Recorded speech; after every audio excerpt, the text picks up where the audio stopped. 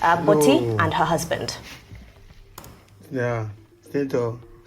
Before I answer that question, I would like to start with certain Why do you invite Natasha to One, I'm just here to, on behalf of myself and the other two women in the Senate. Two, I'm also here as the Senate chairperson for Women Affairs. The other premise is that since there are only 4 women, we've all 4 of us been particularly close. Senator Natasha and I have been also even closer because I take her as my daughter, as I'm old enough to be her mother.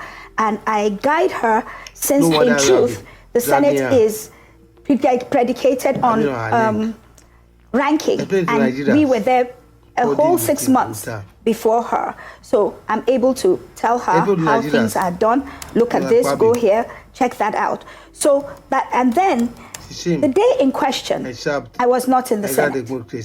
I was in NMPC hospital. When I came out of the hospital, my driver said to me, Madam, there's wahala in the Senate. I said, what about? He didn't tell me, he just said Senator Natasha. As soon as I heard her name, as I always do with everything that concerns her, I promptly called her. I said, Natasha, what's going on? He said, he started to try to explain about seating. She had not given me the proper explanation. I had not been given the opportunity to respond. When she said to me, I'll call you back, I'll call you back. Till today, Senator Natasha has not called me back. I have a smartphone. Before I called Senator Natasha's husband, I had called Senator Natasha twice without response. Then I called him to say, I've called her twice, she's not answering me. He said, oh, she went to Singapore. Maybe that's why. And then I said to him, this is not the way this should be handled. Now, let's go on to other things. The reason we've heard it said everywhere that the 3 women in the Senate have been silent. Yes, because silence is golden, especially when one of us is not following the rules. And as women, we did not want to come out publicly to say anything negative about her. And we were hoping all of this will blow over, as a lot of things do. Now, the truth of the matter is, yes, the Senate is not gender-friendly, but it has been improving, much better than when we first entered the Senate, I must say. And the truth of the matter is, when we make a fuss and we draw the attention of the Senate President, he does correct it.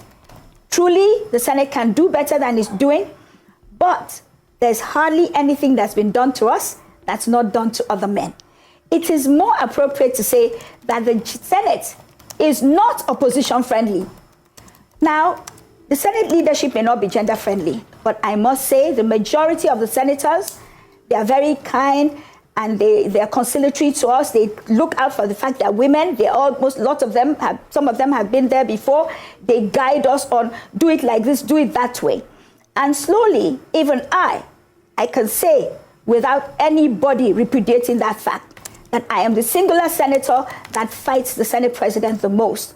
But I have learned to do it. If it arises on plenary, I deal with it there, especially when it's on issues to do with my constituency. When it's on other issues of privileges, I go and meet him when all the senators are in the dining room, and I fight with him there and get the support of other senators. Senate is a place where the majority takes the day. So then also I want to say something. Us women in the Senate. In fact, to be honest, Senator Natasha has gotten the most privilege of all the 4 of us. The seat I'm sitting in now have been moved 4 times. Senator Ipalibo Banigo has been moved at least twice. All right. Senator Ireti.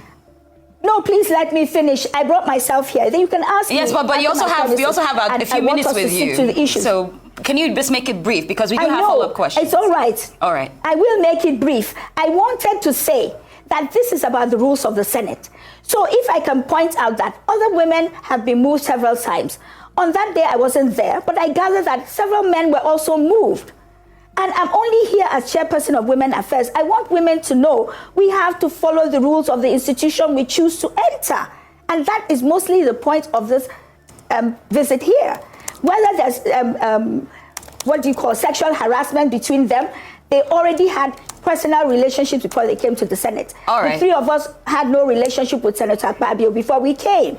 All right, Senator. So I'm ready for your questions now. Yes. And the question you asked me, I don't have enough of a relationship with Senator Akpabio to discuss sexual harassment with Senator Akpabio.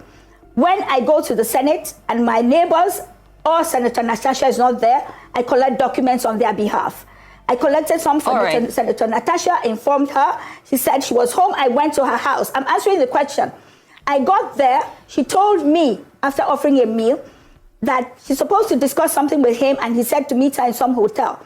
I said to her, you only meet Senator, I'm sorry, I have to come in at this point. We have limited time with you. Pardon me, I have tried. You asked me a question. My colleague asked you a question. So if you just want a yes or no, I'll tell you no.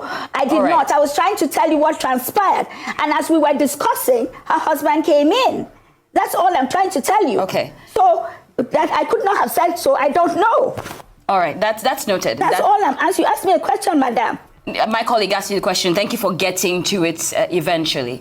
Now, I cannot see any of you, so pardon me. It's okay. We're fine. We're just having a conversation here. You've made it clear the parts that you're aware of and what you're also unaware of. But some statements that you made, you did say that the Senate is not gender friendly, but it's been improving, and what is done to women is also done to men. That doesn't sound like it makes this experience okay. It also sounds a bit, to an extent, like you're minimizing Senator Natasha's experience, since you're saying that what she might have experienced is not